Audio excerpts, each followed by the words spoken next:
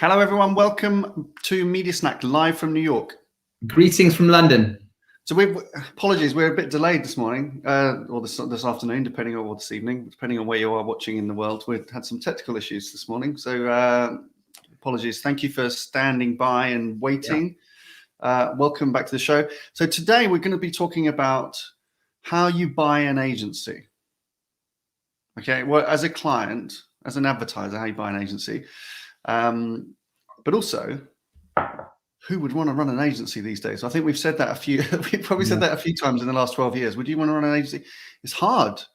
But also, would you launch an agency these days? Surely you must be crazy to launch a media agency these days. Media's more complicated than ever and more competitive than ever and more under pressure these days than ever. But, you know, I love my cliches.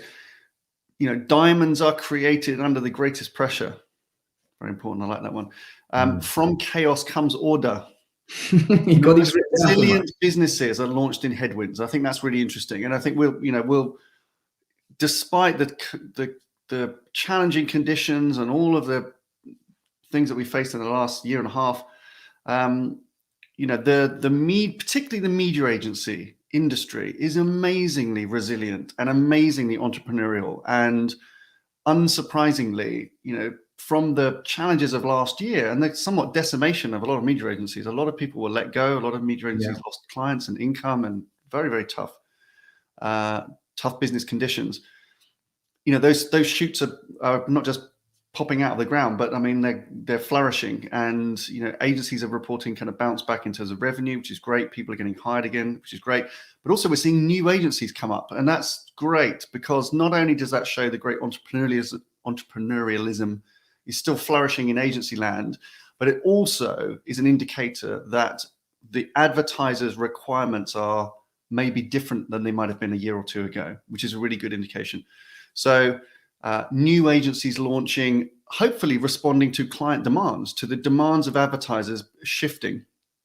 And probably the broader underlying trend is a slow, in some places, move away from that traditional consolidation of all scope into one agency, maybe starting to think about what we've called over the years the fragmentation of that scope. So maybe starting to see some value in looking at specialisms, as media becomes increasingly a kind of specialized thing. But we want it to be integrated in the broader marketing organization. We talked a lot about that in the last episode, about media being engineered as a component of growth, and that being a driver of growth within the marketing org. But actually then that empowered advertiser who has more visibility and control over the media maybe feel more confident in managing different types of agencies. They're not just outsourcing everything to an external consolidated agency. So we're seeing different things. The client brief has changed, right? The days of buying a media agency just off the shelf and delegating all your media operations to your agency, those days are gone. And we're seeing new startups, and there are many, but there's probably a few that grab the headlines.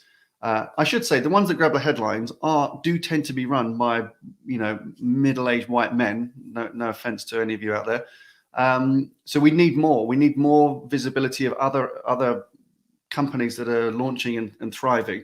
But the ones hitting the headlines recently, Nick Emery joining up with David Jones at You and Mr. Jones to launch a media operation there. Media by Mother. Earlier in the year, Mother, the creative agency, launched a media operation in the US, really interesting.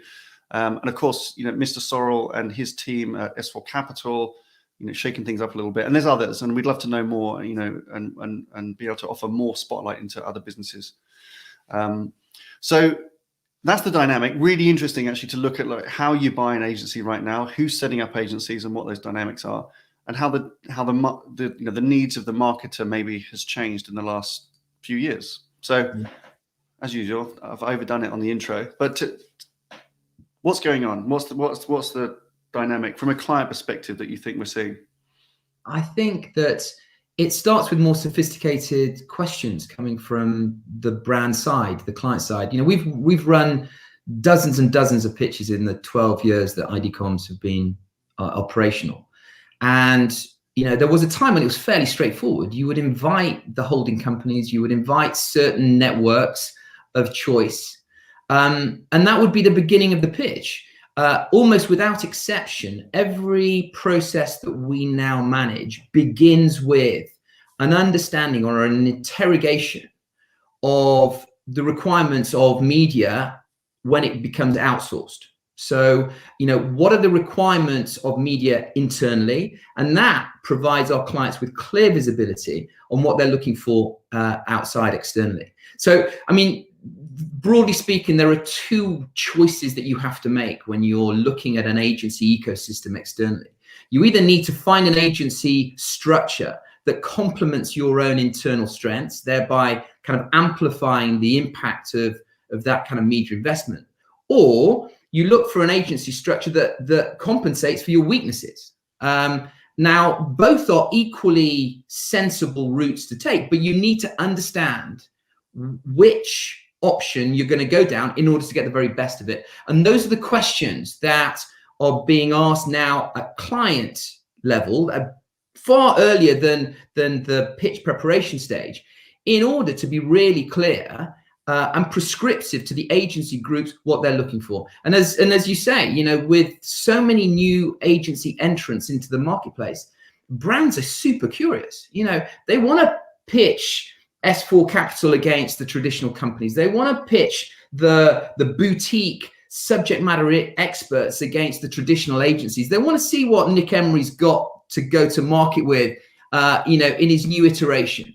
They want to stress test the market in a far more sophisticated way than they've ever done before. And that can only be good for the industry, because it means that the best will succeed and the ones that aren't good enough just won't make it. So I'm excited by this dynamic change.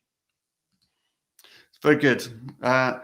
What's not so good, I think, is the quality of the audio. If you're having problems hearing David, which is not good, it's never a good position to be in. So apologies if there's some lag there on the audio. We'll clean that up before we repost this episode so you can hear it properly. Yeah, I think that's a really interesting dynamic. Just some of the implications of that. As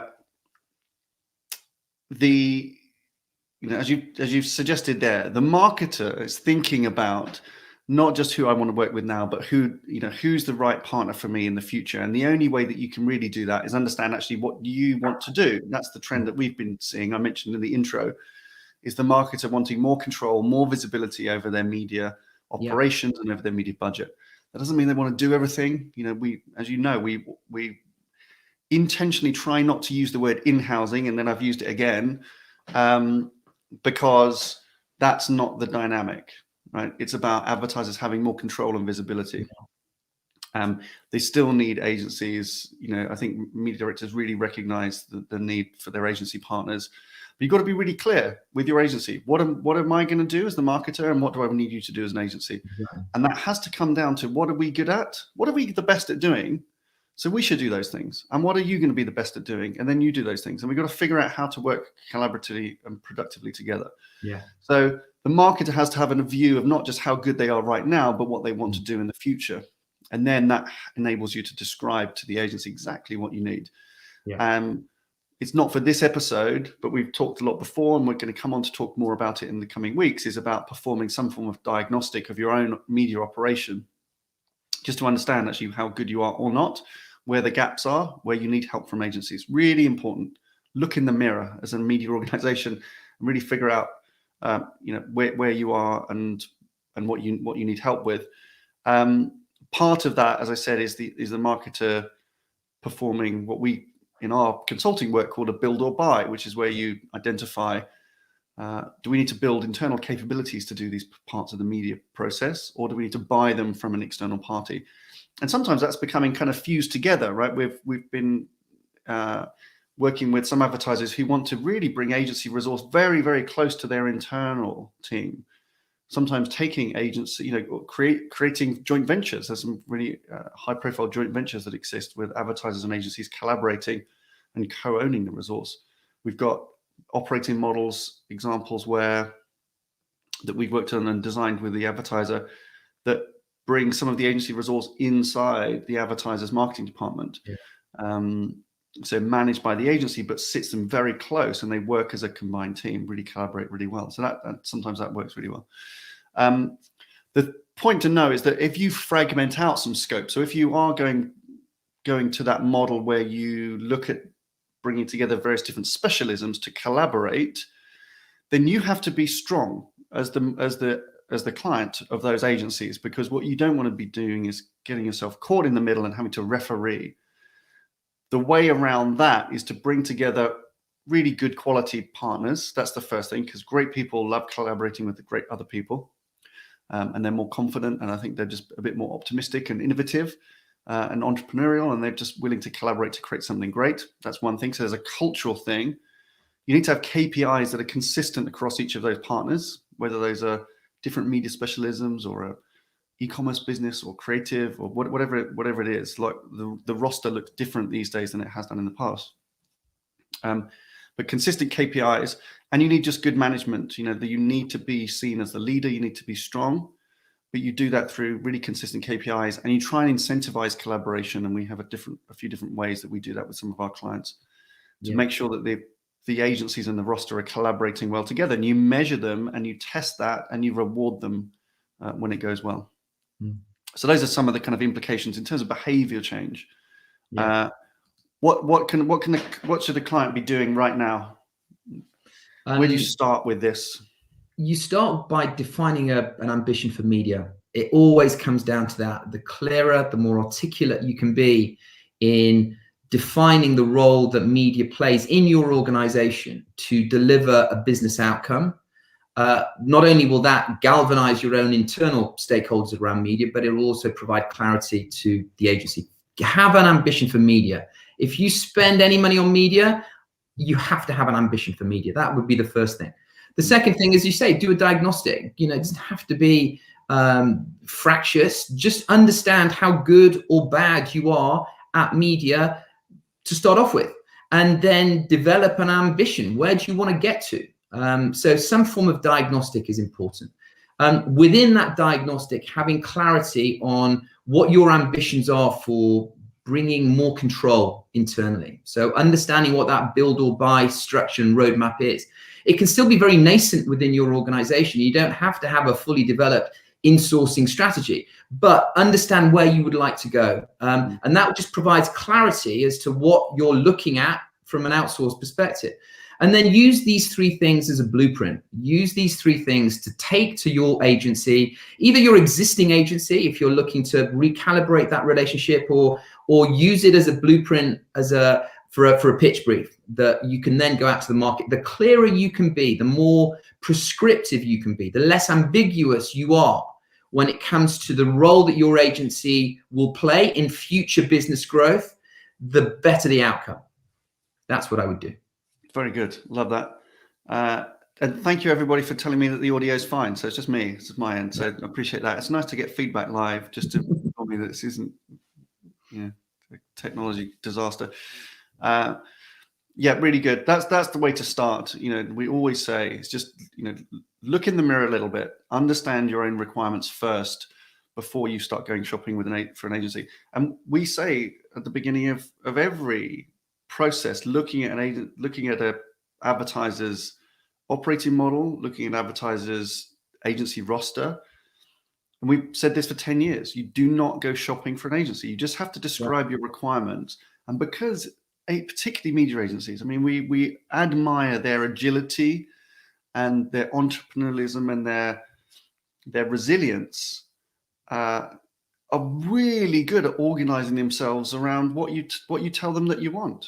They're amazingly dynamic and flexible businesses that can just pull brilliant resource together based on the client requirements. So you have to be able to write that down and then let them do the work.